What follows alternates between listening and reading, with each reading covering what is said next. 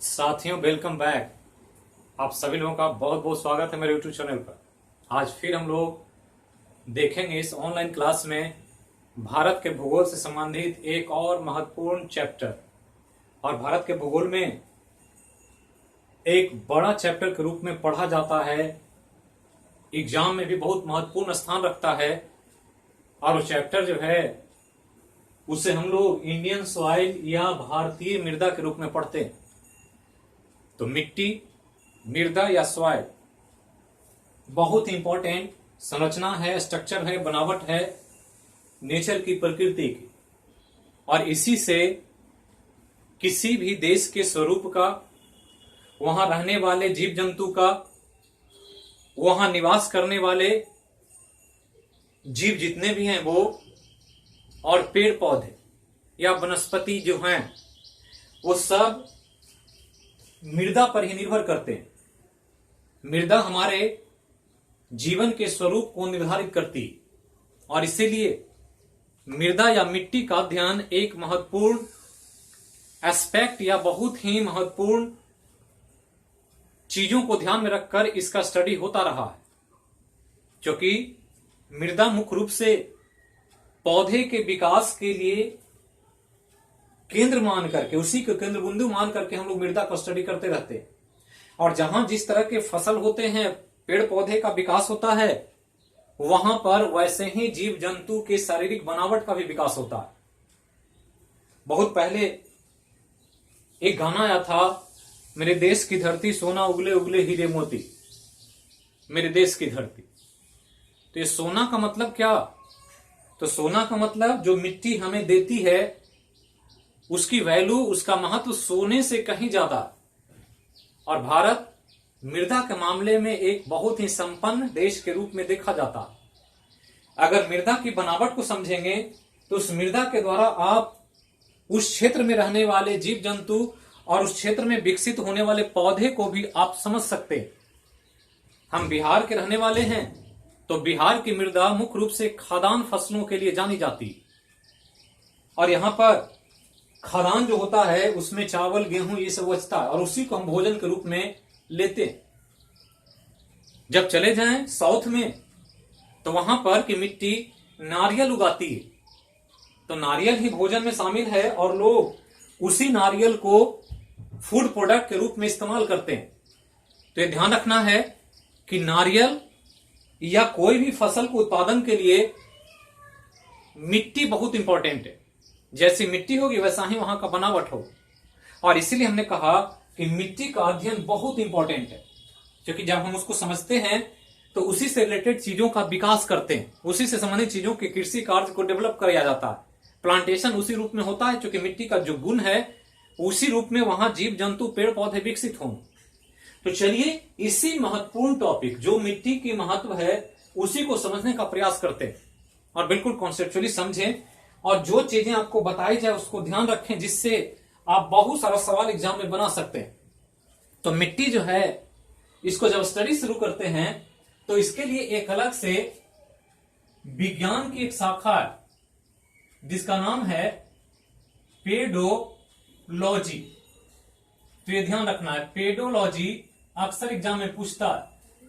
तो पेडोलॉजी जो है वो सॉइल के स्टडी को कहा जाता है कि सॉइल का अगर अध्ययन करें तो ये अध्ययन जिस ब्रांच में होगा उसको हम पेडोलॉजी माने। तो पहला पॉइंट तो ध्यान रखना कि मिट्टी के अध्ययन को पेडोलॉजी कहा जाता।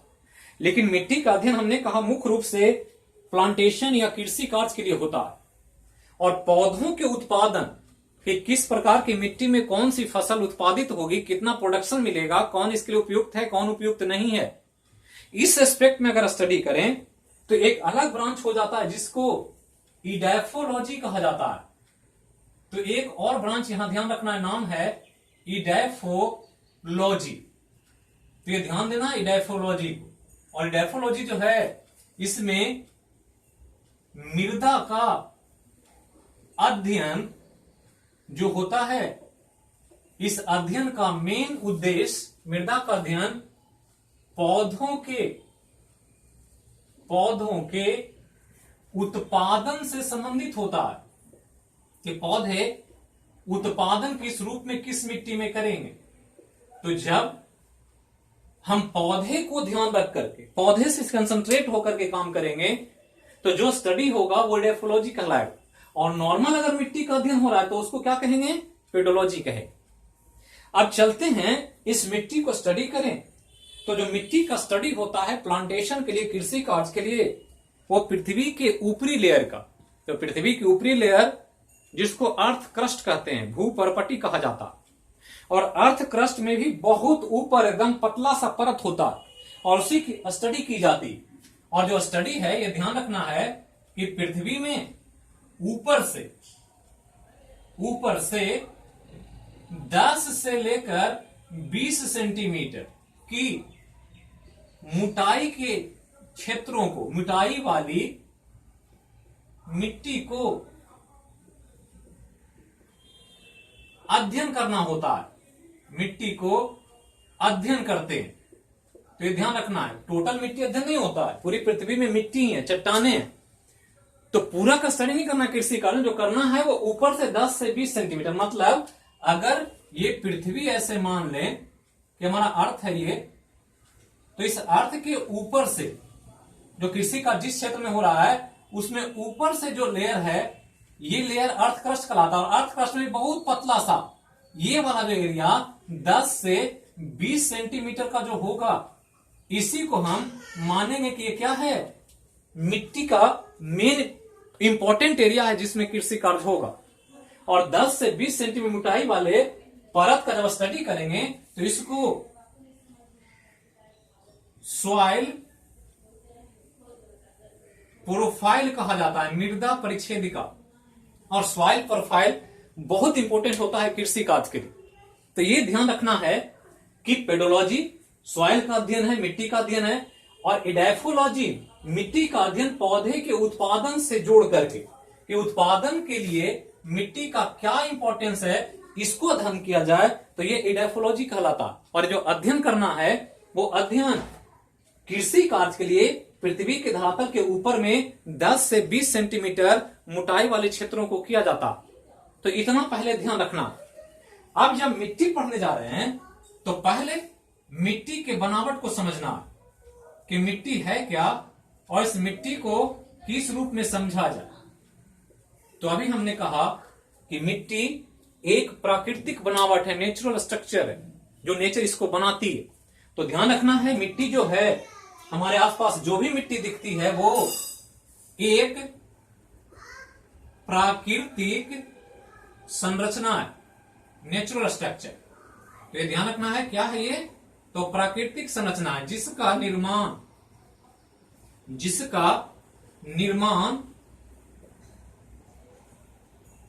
चट्टानों के टूट फूट से होता है, टूट फूट से होता है। ये सबसे इंपॉर्टेंट पॉइंट है मिट्टी को समझने के लिए। तो ध्यान रखना है कि जो भी सॉइल नेचर में दिखाई देता है वो एक प्राकृतिक बनावट है और उसका निर्माण किसी न किसी चट्टानों के टूटने फूटने से होता है। तो ये एक इंपॉर्टेंट पॉइंट जो सबसे पहले आपको ध्यान रखना कि जो भी मिट्टी हमारे आसपास दिखती है वो चट्टानों के टूटने फूटने से बनती है। लेकिन इस चट्टान के अलावा कई महत्वपूर्ण घटक हैं जो मिट्टी के निर्माण को प्रभावित करते हैं। तो उसी को हम लोग को समझना है पहले कि मिट्टी के निर्माण में कौन कौन से फैक्टर हैं जो महत्वपूर्ण भूमिका निभाते हैं। तो इसी को हम लोग अभी देखेंगे एक इंपॉर्टेंट कॉन्सेप्ट के द्वारा। तो ध्यान दें, अगर मिट्टी के बनावट को स्टडी किया जाए तो ध्यान देना है कि मिट्टी के निर्माण को प्रभावित करने वाले कारक, ये बहुत इंपॉर्टेंट है। प्रभावित करने वाले कारक मतलब कॉजिंग एजेंट जो मिट्टी के निर्माण को इफेक्ट करता। तो हमने तो पहले बताया कि मिट्टी जो बना हुआ है वो चट्टानों के टूटने फूटने से बनता। तो मेन तो यहां लिख दिया हमने, चट्टान को टूटने फूटने से, यही मेन फैक्टर। लेकिन इसके अलावा भी कई तरह के इंपॉर्टेंट घटक हैं जो मिट्टी के निर्माण को प्रभावित करते हैं, और यही आपको ध्यान रखना। और अक्सर एग्जाम में पूछ देता है, बीपीएससी में, यूपीएससी में, एसएससी में पूछता है इनमें से कौन सा घटक मिट्टी के निर्माण को प्रभावित करता है, या पूछ देता है इनमें से कौन सा घटक मिट्टी के निर्माण में सबसे महत्वपूर्ण भूमिका निभाती है। तो ऑप्शन ध्यान देना होगा कि कौन कौन सी चीजें हैं जो मिट्टी के निर्माण को प्रभावित करती। अब यहां पर प्रभावित बात करने वाले अगर कारक को स्टडी करें तो कई कारक हैं जो इस मिट्टी के निर्माण को प्रभावित करता है। और पहला कारक जो है वो है मौलिक चट्टान। ये ध्यान रखना, पहला फैक्टर कौन है? मौलिक चट्टान। तो ये बहुत इंपॉर्टेंट है। हमने कहा है शुरू में कि चट्टान टूटेगा, फूटेगा तो उसी से मिट्टी का निर्माण होगा। तो इसी के बारे में लिखा गया कि पहला जो कारक है वो मौलिक चट्टान है। मौलिक चट्टान, फंडामेंटल रॉक्स जो होते हैं, वही मिट्टी के कैरेक्टर को डिसाइड करते हैं कि कैसा कैरेक्टर होगा, मिट्टी में कौन सा प्रोडक्शन होगा, कौन से उसमें तत्व होंगे, किस तरह के पोषक तत्व पाए जाएंगे। ये सब उस चट्टान से डिसाइड होता है। होता क्या है कि मान लें कि एक रॉक है ऐसे, और ये रॉक वेदरिंग से, मौसम के प्रभाव से, गर्मी से, वर्षा से, धूप से टूट फूट हुआ, तो टूट फूट होगा तो इसके कण जहां पर ये चट्टान रखा हुआ है ये गिरेगा, और गिरेगा वेदरिंग के कारण, तो यही कण धीरे धीरे स्टोर होंगे और केमिकल रिएक्शन से, टेम्परेचर से, प्रेशर से, वर्षा से, धूप से, ये धीरे धीरे इनका कैरेक्टर चेंज होगा। और जो चेंज होगा तो यही कण बाद में क्या बन जाएंगे? मिट्टी बन जाएंगे। अब समझना यह है कि चट्टान जैसा होगा वैसा ही कण होगा, और कण जैसा होगा वैसे ही मिट्टी की कैरेक्टर होगी। अगर इस चट्टान में लोहा ज्यादा है, आयरन ज्यादा है, तो इस मिट्टी में भी आयरन ज्यादा होगा। अगर इस चट्टान में नमक ज्यादा है तो मिट्टी में भी नमक ज्यादा होगा। अगर इस चट्टान में फास्फोरस ज्यादा है तो मिट्टी में भी फास्फोरस ज्यादा होगा। अर्थात जो कैरेक्टर चट्टान का होता है वही कैरेक्टर इससे बनने वाली मिट्टी का होता है। और ये सबसे महत्वपूर्ण फैक्टर है मिट्टी के निर्माण। ये कॉमन कैरेक्टर कि जिस से ऑरिजिन होता है, जो बीज जिससे निकला है वो बीज अपने फैमिली या पूर्वज के जैसा ही होगा। एक आम के बीज से आम ही फलता है क्योंकि उसमें उसके पूर्वज का जीन घुसा हुआ है, कैरेक्टर घुसा हुआ है। और यही स्थितियां कि एक फैमिली का जैसा माहौल मिलता है वैसे ही उस फैमिली के मेंबर का परवरिश होता है और उसी रूप में आगे डेवलप होते हैं। तो यहां जो मौलिक चट्टान है जिस रूप में, मिट्टी उसी रूप में बनेगी, ये ध्यान रखना। अगर मौलिक चट्टान का नेचर आपको समझ में आ रहा है तो बिल्कुल चट्टान से ही मिट्टी का निर्धारण होगा, मिट्टी के सारे फीचर्स, कैरेक्टरिस्टिक डिसाइड होंगे। जो हम लोग आगे जब देखेंगे तो बहुत सारा क्वेश्चन पूछ देता है कि कौन सी मिट्टी किस चट्टान से बनती है, तो आपको वो चीज ध्यान रखना होगा कि कौन सा मौलिक चट्टान है जो इसको प्रभावित करता है। एक लोहा लें और उसको तोड़ें तो जो टुकड़ा होगा वो लोहा ही होगा, लोहा के अलावा कुछ नहीं होगा। तो ये ध्यान रखना है कि जैसा कैरेक्टर होता है उसी रूप में उसके पार्ट्स के कैरेक्टर भी पाए जाते हैं। तो ये चट्टान जैसा होगा, ये मिट्टी भी वैसे ही होगी। तो ये ध्यान रखना है, पहला कारक है मौलिक चट्टान। दूसरा जो कारक है वो एक बहुत इंपॉर्टेंट है और वो है जलवायु, क्लाइमेट। तो ये ध्यान रखना, क्लाइमेट हम डिस्क्राइब करेंगे आगे जब पढ़ेंगे क्लाइमेट चैप्टर, तो बहुत डिटेल में क्लाइमेट को पढ़ना है। क्लाइमेट होता है एक खास क्षेत्र में साल भर में जो भौगोलिक दशाएं बदलती रहती, जो ज्योग्राफिकल कंडीशन चेंज होता है, धूप होता है, वर्षा होता है, गर्मी होती है, जाड़ा होता है, कहीं बर्फ गिरता है, कहीं नहीं गिरता है, कहीं बहुत हाई टेम्परेचर होता है, कहीं लो टेम्परेचर होता है, कहीं वर्षा ज्यादा होती है, कहीं वर्षा कम होता है। तो उसको साल भर का एक मेजरमेंट कर लें, औसत एवरेज निकालें कि साल भर कब समय में कौन कौन चीज होगा, तो उस घटना के औसत को ही जलवायु कहते हैं। अब पहला हमने कहा कि मिट्टी जो बनती है उसमें पहला कारक मौलिक चट्टान है, लेकिन दूसरा एक इंपॉर्टेंट कारक है जलवायु, क्लाइमेट। जैसे अभी बारिश का मौसम है, अभी जलवायु हमारे लिए मानसून से प्रभावित है। बिहार में बारिश हो रही है, बिहार ही नहीं पूरे भारत में बारिश हो रही है, बाढ़ का प्रभाव है। तो बारिश क्या है? जलवायु है, और जलवायु अभी का मानसूनी जलवायु के रूप में बारिश हो रही है। तो देखते हैं कि बारिश जहां ज्यादा होती है वहां के मिट्टी कीचड़ युक्त हो जाते हैं, दलदली हो जाते हैं, उसमें नमी होता। तो मिट्टी में अगर नमी होगी तो नमी के हिसाब से उसमें जीव जंतु विकसित होंगे, पेड़ पौधे विकसित होंगे, उसमें बैक्टीरिया, वायरस, केचुआ, ये सब डेवलप होगा। लेकिन अगर बारिश ना हो तो उसमें जीव जंतु का विकास नहीं होगा। प्लांटेशन करना है तो प्लांटेशन में मिट्टियों में नमी चाहिए, अगर नमी नहीं होगा तो प्लांटेशन भी ग्रो नहीं करेगा, पौधे नहीं डेवलप होंगे। तो जहां पर बारिश हो रही है वहां मिट्टी कीचड़ युक्त है, दलदली है, नमी ज्यादा है, तो मिट्टी का गुण बारिश के कारण। लेकिन यही अगर राजस्थान में जाएं तो राजस्थान में थार मरुस्थल, और थार मरुस्थल में बारिश भारत में सबसे कम होता है, 25 सेंटीमीटर से कम वर्षा होती है, और इसलिए वहां सालों भर धूल उड़ता है। तो धूल क्यों उड़ रहा है? क्योंकि वहां पर नमी नहीं है, वर्षा नहीं होती है, प्लांटेशन भी नहीं है, पौधे नहीं विकसित होते हैं, जंगल नहीं है, पेड़ पौधे भी नहीं, जीव जंतु भी बहुत कम है।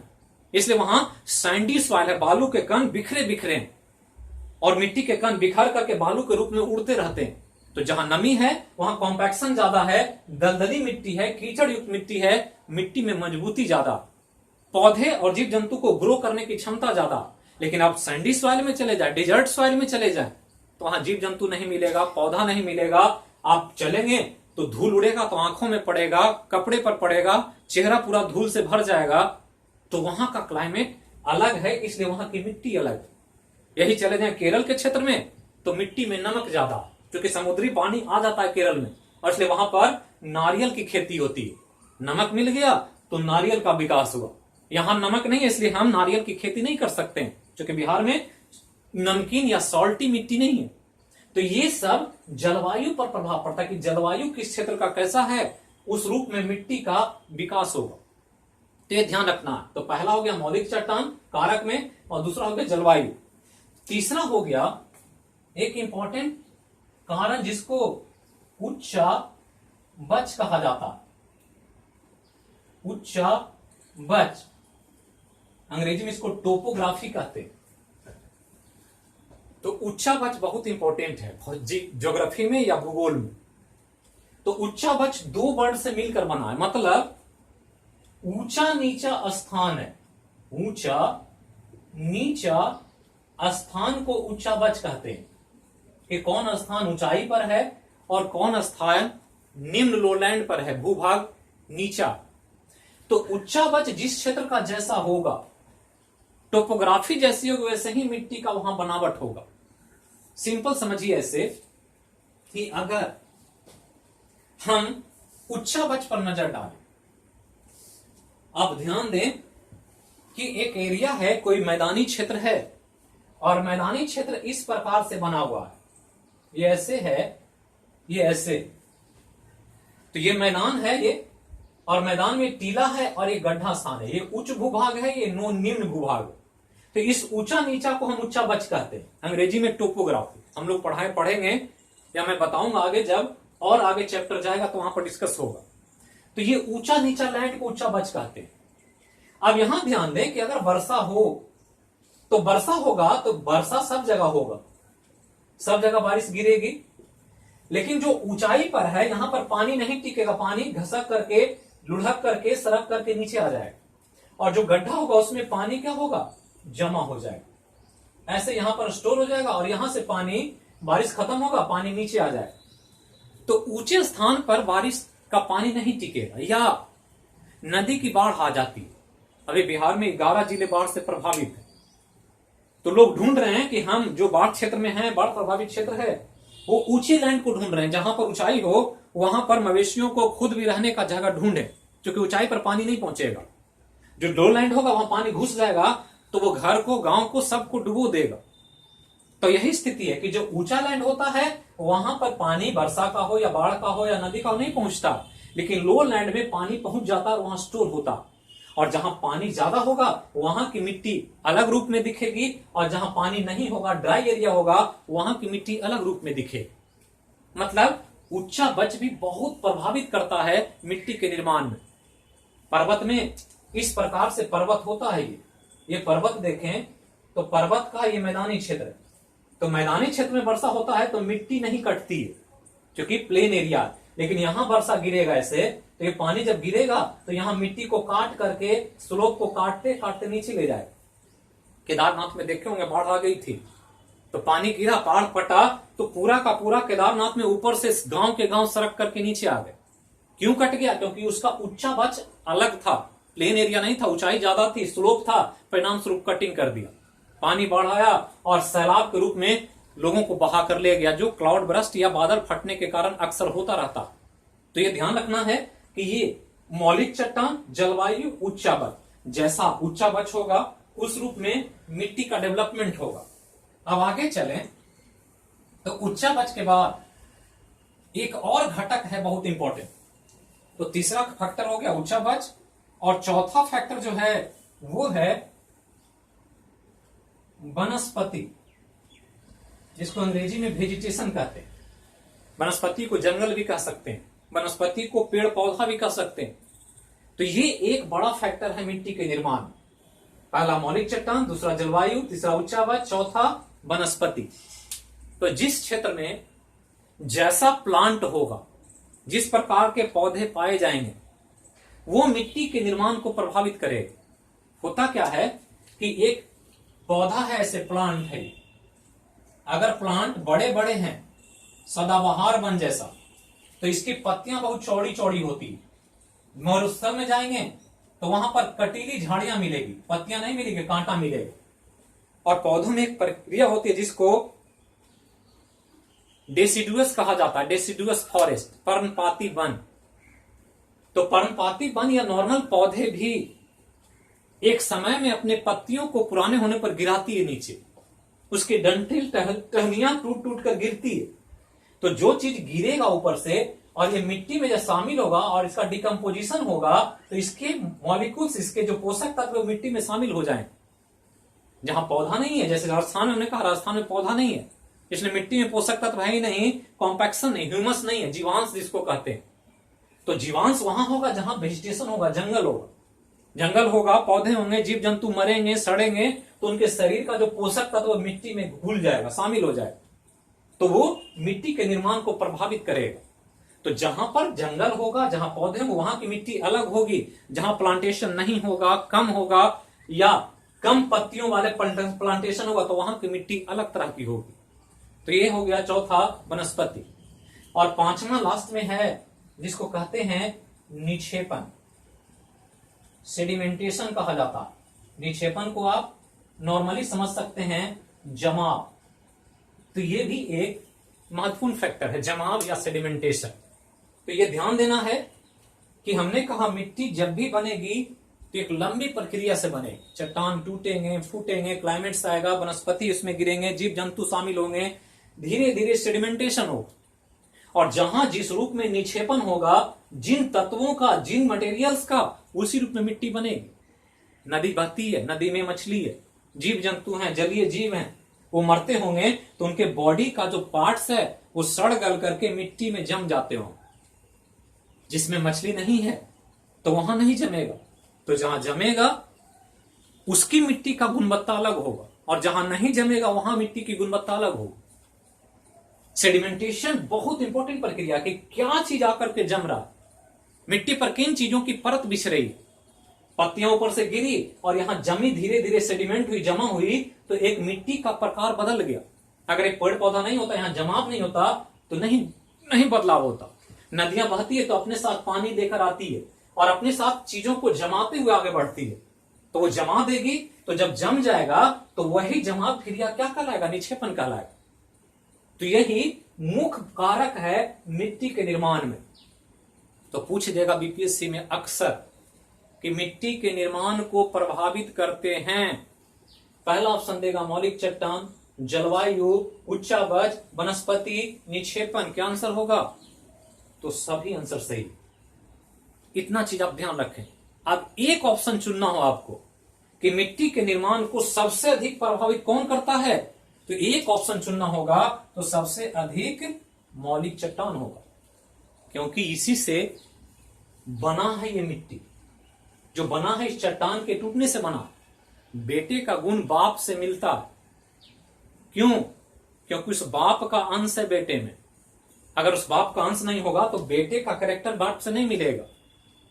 जो अक्सर हो जाता है डिबेट में, देखते हैं कि लोग आजकल नाजायज संबंधों का बहुत चर्चा होता है और नाजायज औलादें दावा कर देती है चीजों पर, प्रॉपर्टी पर, उनके संपत्ति पर, सारी चीजों पर दावा कर देती।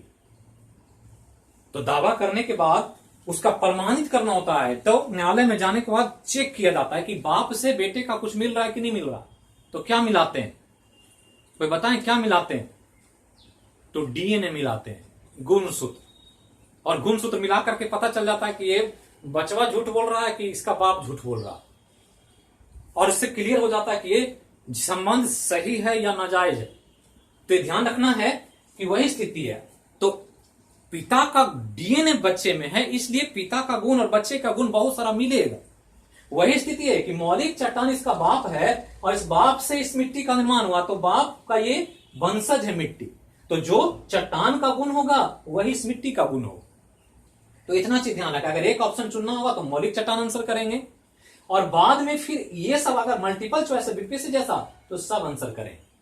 तो यही मिट्टी को समझना है पहले, क्योंकि मिट्टी हमने कहा बहुत इंपॉर्टेंट है। मिट्टी से ही हमारा जीवन चलता, मिट्टी ही हमारे संस्कृति, सामाजिक ढांचे, राजनीतिक ढांचे को डिसाइड करती। मिट्टी अगर अच्छी ना हो तो फसल अच्छी नहीं होगी, फसल अच्छी ना हो तो भोजन अच्छा नहीं मिलेगा, और भोजन अच्छा नहीं मिलेगा तो नस्ल अच्छी नहीं होगी। अभी हमने कहा था कि बिहार में लोग चावल खाते हैं, गेहूं खाते हैं, पंजाब में गेहूं खाते हैं, सिर्फ चावल बहुत कम खाते हैं, साउथ में जाएंगे तो सिर्फ चावल ही खाते हैं। यहां हम लोग सरसों का तेल यूज करते हैं, और साउथ में जाएंगे तो केरल में नारियल का तेल यूज करते हैं, क्योंकि वहां सरसों होता नहीं, वहां नारियल ही उपजता। क्योंकि मिट्टी जैसी है वैसे ही भोजन मिलेगा, और जैसा भोजन करेंगे वैसा ही हमारे शरीर का विकास होगा। तो भोजन हमारे तन और मन का विकास करता है।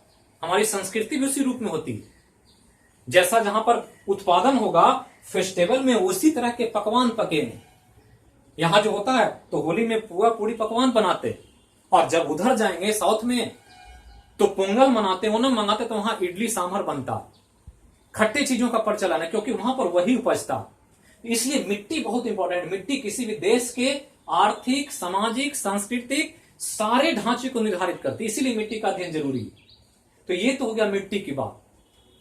तो मिट्टी का अध्ययन क्या कहलाता है? पेडोलॉजी। और मिट्टी के अध्ययन पौधे के उत्पादन से संबंधित इडैफोलॉजी। दोनों टर्म को याद रखना है, बार बार पूछेगा। अब चलते हैं जो मेन विषय वस्तु है, यहां से शुरू होता है मिट्टी का, और वो है सॉइल का वर्गीकरण। सॉइल का वर्गीकरण, मिट्टी का वर्गीकरण, कि मिट्टी कितने प्रकार का होता है। ये बहुत इंपॉर्टेंट पार्ट है एग्जाम के। हर देश में अपनी अपनी मिट्टी है, हर राज्य में अलग अलग तरह की मिट्टी है, और इसलिए मिट्टी को स्टडी करना बहुत जरूरी है। और मिट्टी का स्टडी किसमें होगा? पेडोलॉजी में होगा। और ये पेडोलॉजी का अध्ययन जो करता है वो भारत में एक संगठन है जो करता है, उसका नाम है ICAR। ये ध्यान रखना, ये पेडोलॉजी का काम कौन करेगा? तो ICAR करेगा, Indian council of agriculture research. ICAR बहुत इंपॉर्टेंट, भारतीय कृषि अनुसंधान परिषद कहा जाता है इसको। तो भारत में कृषि कैसे विकसित हो, किस मिट्टी में कौन सा फसल लगाया जाए, किसान के लिए क्या उपयुक्त है, ये निर्धारण करने की जिम्मेवारी किसकी है? ICAR की है। और ICAR ही डिसाइड करती है, और जिसका मुख्यालय जो है, हेडक्वार्टर, ये मुख्यालय बहुत इंपॉर्टेंट है। एग्जाम में जीएस में पूछता रहता कि ICAR का मुख्यालय बताएं, तो ICAR का मुख्यालय नई दिल्ली है, ये ध्यान रखना। तो नई दिल्ली में इसका मुख्यालय है, और यही संगठन भारत सरकार की जो संगठन है ICAR, Indian council of agriculture research, इसका मुख्यालय नई दिल्ली, और यहीं से ये भारत के पूरे क्षेत्र में जितने तरह की मिट्टी होती है सबको स्टडी करता है, और स्टडी करके बताता है कि कहां पर कैसी मिट्टी है, और उस मिट्टी के लिए क्या योजना बननी चाहिए, किसान को कैसा कृषि करना चाहिए, कौन सा फसल लगाना चाहिए।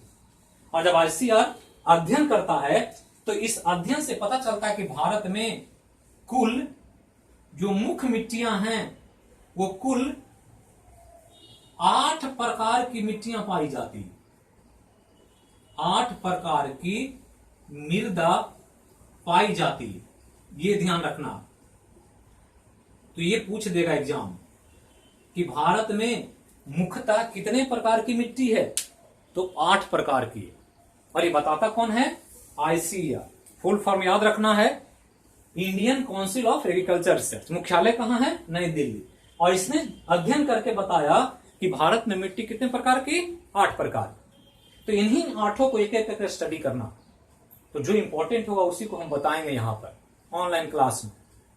तो ये ध्यान रखना है, सबको डिटेल करने का यहां पर ऑप्शन नहीं, लेकिन जो इंपॉर्टेंट आप एग्जाम के लिए वो हम सब कुछ बताएंगे। तब इसको मिटा रहे हैं।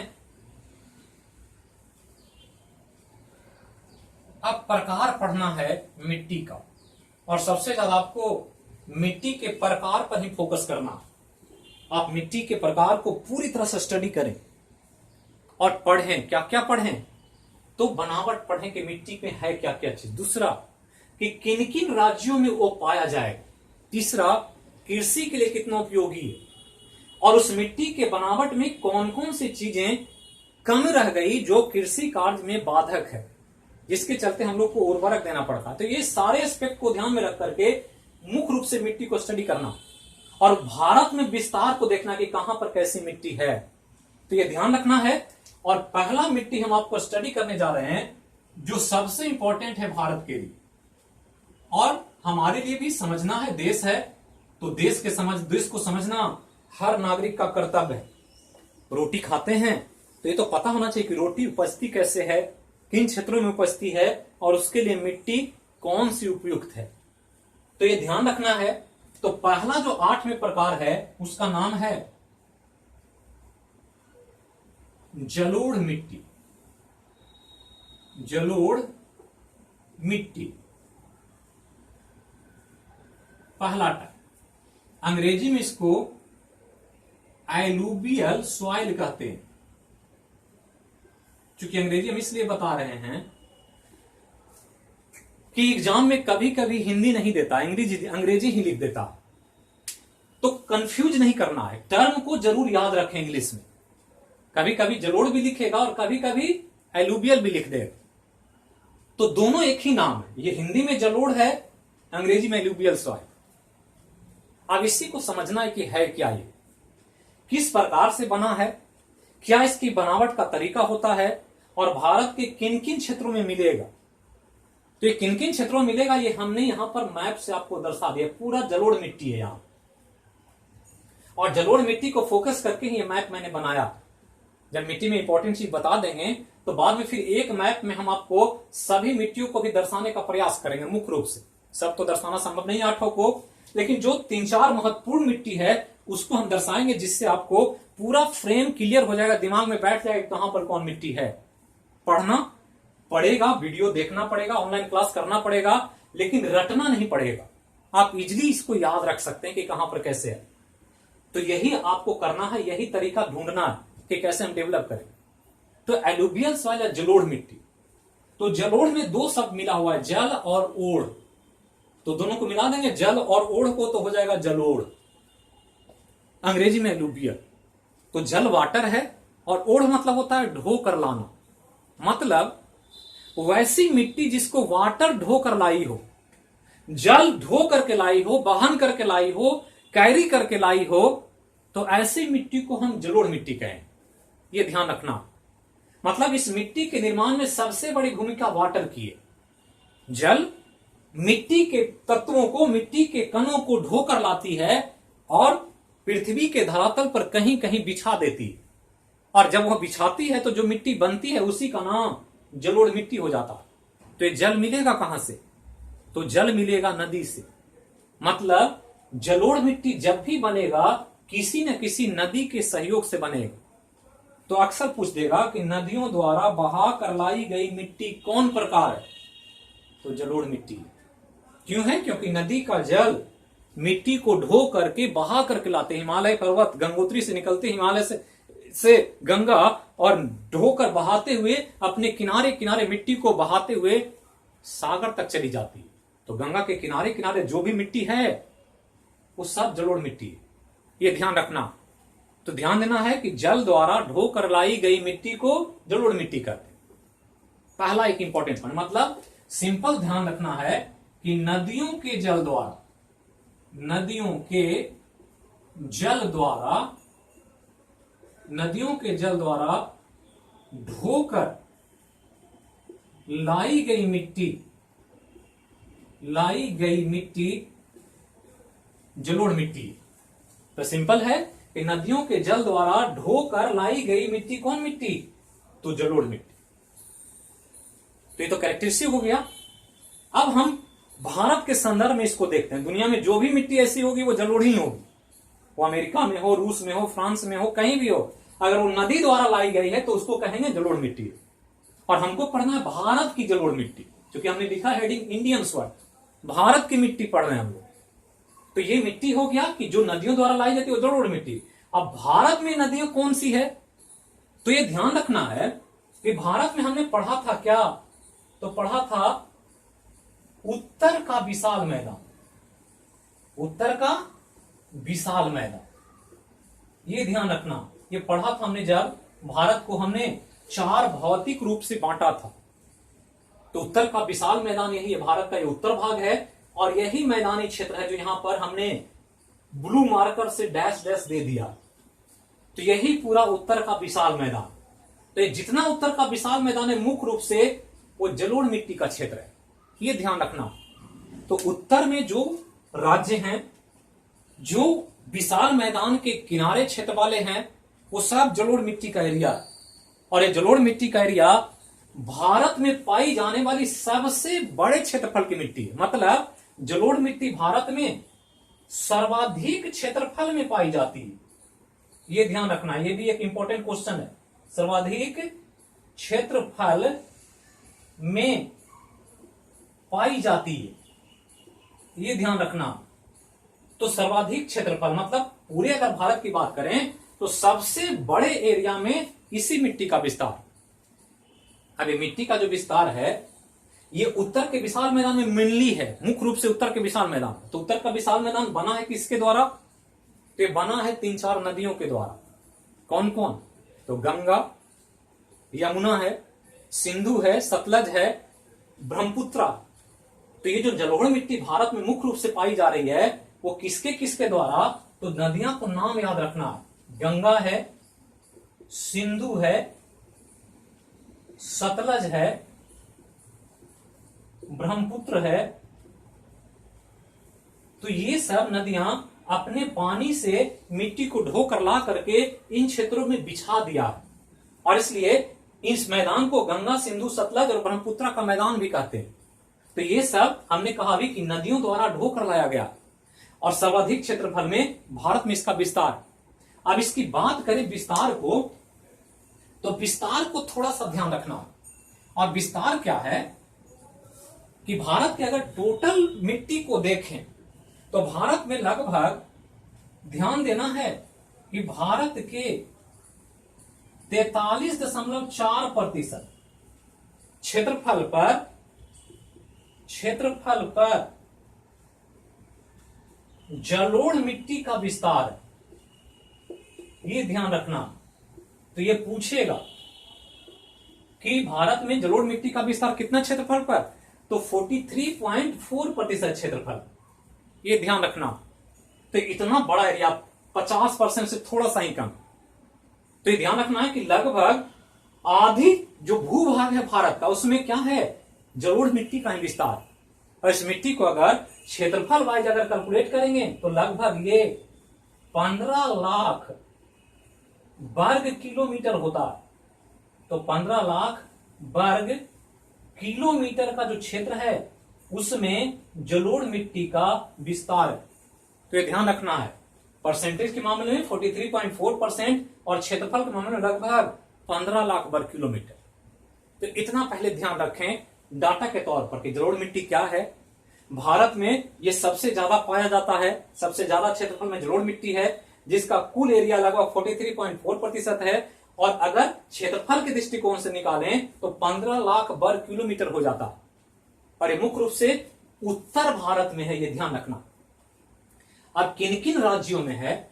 तो राज्यों में विस्तार पर ध्यान देना कि राज्य कौन कौन से हैं, और राज्यों को ही समझाने के लिए हमने ये मैप बनाया यहां पर, तो इसको ध्यान देना। अब यहां पर जो मैप दिखाया गया है ये सिर्फ जलोढ़ मिट्टी दिखाया है। अभी इधर लाल मिट्टी, काली मिट्टी, पीली मिट्टी, लेटराइट मिट्टी, नमकीन मिट्टी सब देखना है, पर्वतीय मिट्टी सब देखना है, सब जगह अलग अलग मिट्टी, इसलिए खाली है।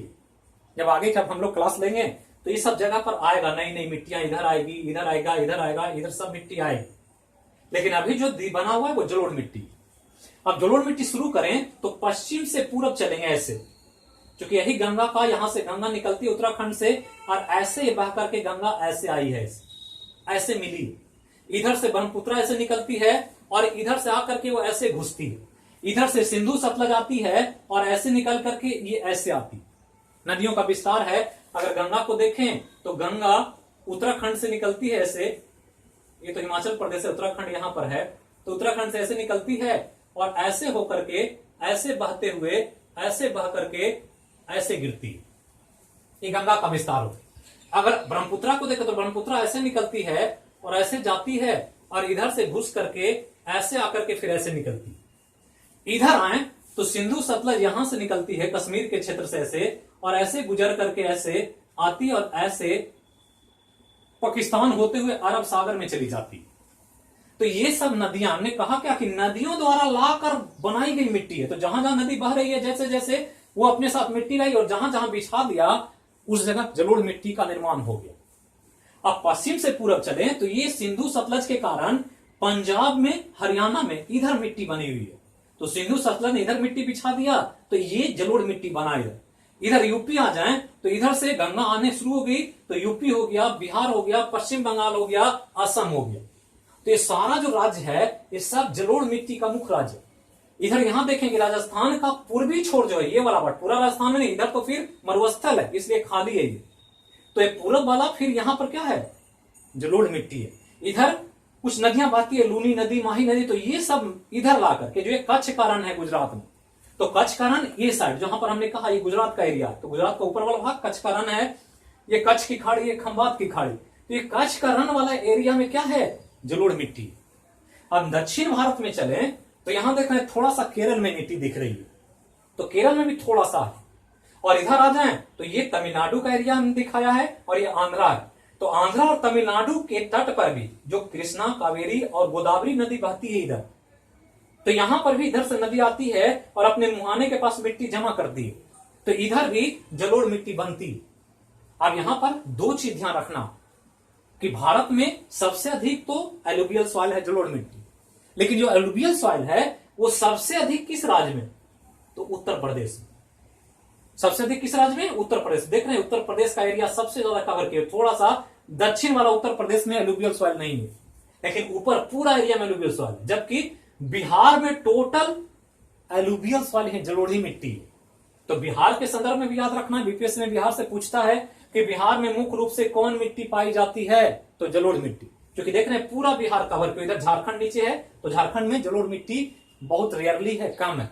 पश्चिम बंगाल में पूरा वाला पूरा साइड, पश्चिम वाला ये थोड़ा सा पठारी क्षेत्र है, जो छोटानागपुर का पठार यहाँ नहीं है, लेकिन बाकी पूरा पश्चिम बंगाल में जो पूर्वोत्तर वाला पार्ट है पूरा जलोढ़ मिट्टी। इधर असम में आ जाए तो ये भी ब्रह्मपुत्र नदी के कारण यहाँ जो आज बाढ़ का प्रकोप झेल रहा है, यहाँ भी जलोढ़ मिट्टी का प्रभाव। तो इस रूप में ध्यान रखना कि ये जलोढ़ मिट्टी भारत की सबसे बड़ी, सबसे ज्यादा क्षेत्रफल में पाई जा रही मिट्टी। दूसरा कि अगर राज्य के मामले में पूछे तो सबसे बड़ा राज्य उत्तर प्रदेश, बिहार में मुख्य रूप से जलोढ़ मिट्टी। अब यहां ध्यान रखना है कि गुजरात में अगर पूछे तो कि गुजरात में जलोढ़ मिट्टी का विस्तार किधर है, तो कच्छ के रण के क्षेत्र में। यह ध्यान रखना। पूछ देगा कि तमिलनाडु, आंध्रा में जलोढ़ मिट्टी किधर मिलती है, तो कृष्णा, कावेरी और गोदावरी नदी के मुहाने के आसपास जो मिट्टी है वो जलोढ़ मिट्टी। तो यही कुछ इंपॉर्टेंट जलोढ़ मिट्टी का विस्तार, और ये सब देख रहे हैं कि किसी न किसी नदियों के द्वारा ढो करके लाया गया, तो इसको आप ध्यान रखें। और ये पंजाब, हरियाणा, उत्तर प्रदेश, बिहार, पश्चिम बंगाल, असम, राजस्थान का पूर्वी क्षेत्र, गुजरात का उत्तरी क्षेत्र, केरल का दक्षिणी क्षेत्र और आंध्रा और तमिलनाडु का पूर्वी तट, ये सब जलोढ़ मिट्टी का क्षेत्र पाया जाता। तो ये तो हो गया जलोढ़ मिट्टी के विस्तार की बात। तो राज्य को हमने दिखा दिया, इसलिए हम नहीं लिख रहे हैं। अब यहां इसके पोषक तत्वों पर ध्यान देना, इसमें होता क्या क्या है, किस रूप में न्यूट्रिएंट्स है और किस रूप में इसमें कमी है। तो दो चीज यहां ज्यादा है, कि जितने भी जलोढ़ मिट्टी होता है उसमें दो चीज की प्रचुरता होती है, एक पोटास की, और पोटास के साथ साथ चूना अधिक पाया जाता है, ये ध्यान रखना। तो पोटास और चूना की प्रचुरता है, ये ध्यान रखना। जबकि कमी क्या है, तो कमी के रूप में ध्यान रखना है दो तीन चीजों, एक तो नाइट्रोजन नहीं है इसमें, दूसरा फास्फोरस नहीं है, और जीवांश का बहुत अभाव है। मतलब यहां जीव जंतु के अवशेष भी नहीं मिलते हैं, क्योंकि नदी का पानी है, जंगल है नहीं, पेड़ पौधा है नहीं कि उसमें जीव जंतु ज्यादा मिलेगा। जलीय जीव का थोड़ा बहुत जीवांश मिलता है, मछलियों का या कोई एक्वेटिक एनिमल्स का, लेकिन जीवांश कम है। नाइट्रोजन फास्फोरस की कमी पाई जाती है, लेकिन पोटास और चूना क्या है, प्रचुरता में, मतलब बहुत अधिक मिलता। तो पोटास चूना अधिक है, लेकिन नाइट्रोजन और फास्फोरस तथा जीवांश, जीवांश मतलब समझते हैं जीव का अंश, जो जीव प्राणी है मरता है तो उसके बॉडी का अंश उसमें शामिल हो जाता, तो इसको जीवांश कहते हैं। तो यही था जलोढ़ मिट्टी। तो आज इतना ही। अगले ऑनलाइन क्लास में जो ज्योग्राफी का होगा तो उसमें हम लोग जलोढ़ मिट्टी के प्रकार और फिर दूसरे मिट्टी के टाइप्स को देखें। तो वीडियो को ऑनलाइन क्लास में जो देख रहे हैं चैनल को जरूर सब्सक्राइब करें, लाइक करें, ज्यादा से ज्यादा लोगों को शेयर करें और टेस्ट के लिए तैयार रहें, क्योंकि जैसे ही चैप्टर खत्म होगा तो आपको क्वेश्चन आवर प्रश्न काल से मुलाकात होगी और कोशिश करें 100% क्वेश्चन बनाने की। थैंक यू, फिर मिलेंगे अगले क्लास में।